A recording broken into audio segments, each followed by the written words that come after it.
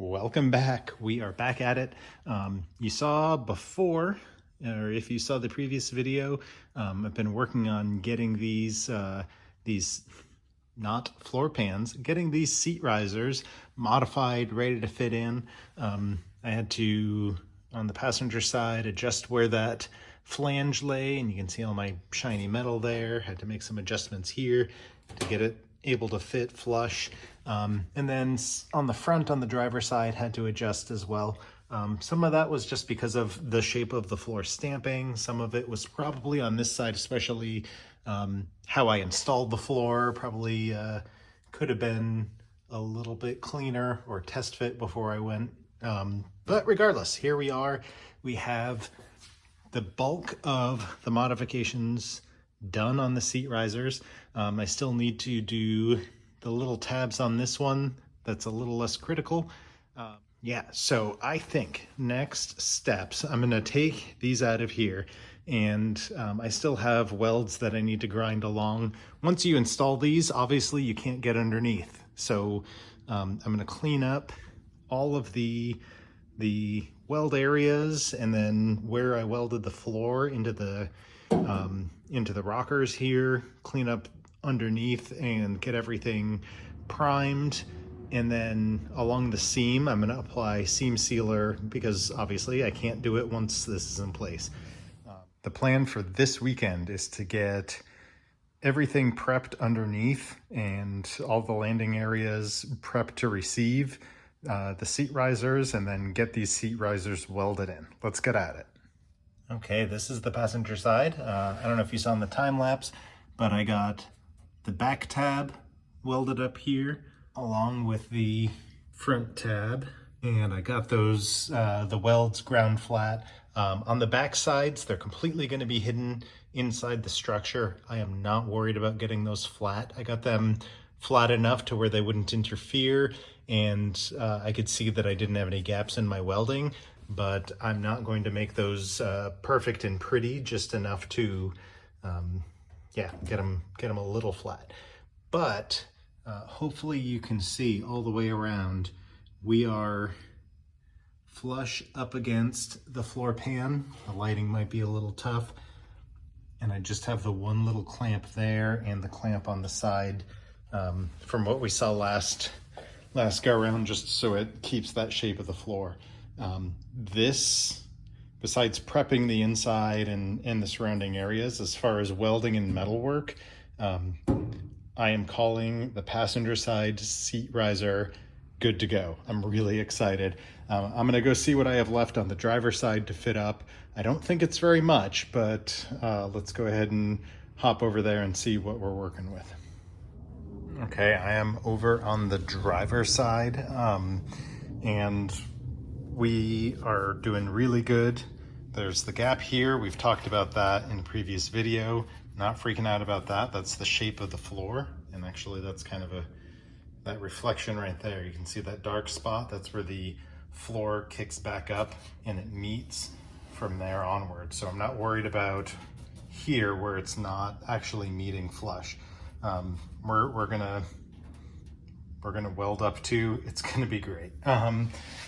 So my flanges all around fit pretty well. There's a small gap on that one. Honestly, once I push down and push when I weld, that's going to, I don't know if you can see, I'll try to hold the camera still as I move it. That's just gonna push down flush. Similarly with the backside, that flange looks really good. We've got a little bit of a gap here, kind of similar to the what we had on the passenger side, but we're not worrying about that. What I'll do when I go to weld it in, I'll do a similar thing with one of those jacks and just kind of push up a little bit on the floor just to make sure that it comes up to meet. Yeah, all the way around, we're looking really good. I need to grind these welds, flush a little bit just to make it a little prettier. And similarly on the back side, I just ground them flat enough to get them out of the way. They're gonna be hidden. No one's ever gonna, unless you go in here with an endoscope, you're never gonna see anything. So I'll put my respirator and protection back on and clean up these welds here, probably grind flat some of the welds here. Okay, before I actually weld these seat risers in, I'm going to, not just the welds they'll be covering, but I'm gonna go along here and get some of the welds taken care of and ground flat that are near it, just because, see if I can spin you around, it's going to be difficult to get the tool in here in this corner, for example, after the seat risers welded in. So I'll do that along the rockers and then similarly along the floor supports, just because I have the easier access now. I'll go ahead and take care of it and get it out of the way. I don't have to think about it down the road. Okay, hopefully you saw a little bit of this on the time lapse, but I worked my way and got just about everything perfectly flat. Well, not perfectly, but flat enough on the edge there, the floor pan, and also on the, at least part of the floor support there. So that should be almost ready to dress underneath and protect and get going. Then I'm gonna switch over and get everything out of the way and do the same on the passenger side. So it's worth noting, one of the things I'm trying to do is switch between different tools, switch hands occasionally, change my position regularly. I'm really trying to mostly reduce fatigue on my hands, myself, my arms, my back, etc., but also on the tools. You know, running an angle grinder for half an hour on end without stop isn't great for it. And also switching between air tools, I can reduce cycling on my compressor, etc. So it's kind of a good idea all around. Okay, as always, we're referencing our super handy build manual. You can see here the seat risers, seat pans, and you can see where the spot welds were from the factory, front and back. And so I'm gonna get pretty close, probably follow along on mine, drill the holes as appropriate. And then after it's installed there, they do call out as well, there we go, stitch welds around the seams. So I'll do that. Do the plug welds to emulate the spot welds the factory did, and then once everything's installed, I'll go around and stitch close to what they say here, every ½ inch or inch long. Everything's specified, so I'll just follow along at home. Okay, I've got all of the holes drilled in preparation for welding these in. I'm going to double check my measurements, make sure we're probably get a good reference from the front and the back of the floor, just to make sure these are exactly where they should be and line them up with my measurement marks. And then remove everything and prep the surfaces, and today we're getting these in. And you know, I only talked about it about 50 times where the floor dipped down and wasn't making contact. I should have thought of that before I went and drilled the holes. So now I've got holes floating above. I'll probably just wind up filling those in. It's unfortunate, but that's fine. Won't hurt anything.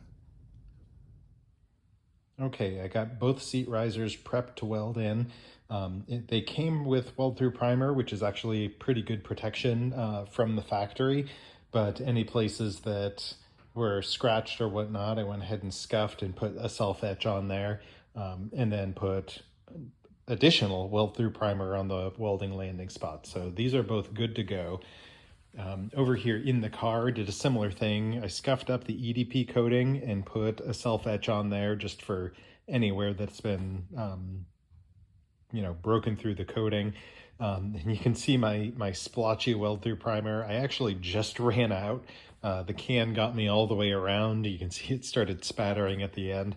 So the good news is I can get one side in. The bad news is I won't be able to get to that side. So we're going to focus on this side for today, get it in, hopefully, and keep rolling.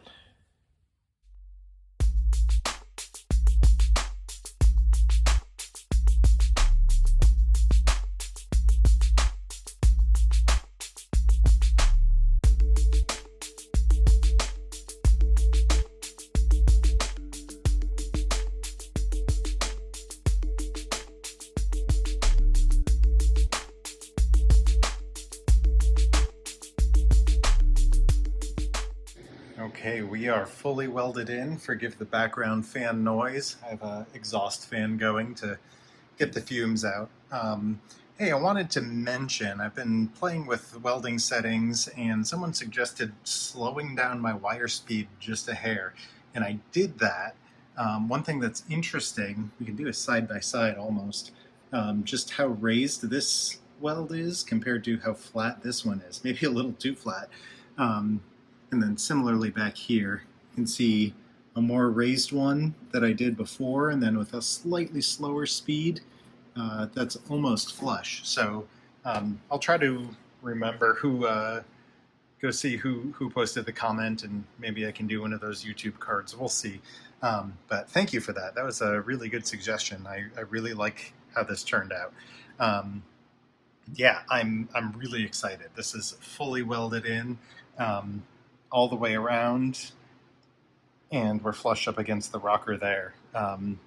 Normally I would go and do the other side, but as we mentioned, I'm out of weld through primer. So that will wait, and instead I'll just go ahead and grind this flat since I got a little time left today. I'll see if I can grind these welds and then maybe hit them with some primer and call it good. Well, look at that. It is in, it is solid. I am happy. Yeah, flat all the way around. What I did was I took the same jacks I was using back here and just any spots that I had a little bit of gap that just kind of bent, I just adjusted the floor and pressed down so that they met. Nothing too crazy. I wasn't jacking up on the underside or anything.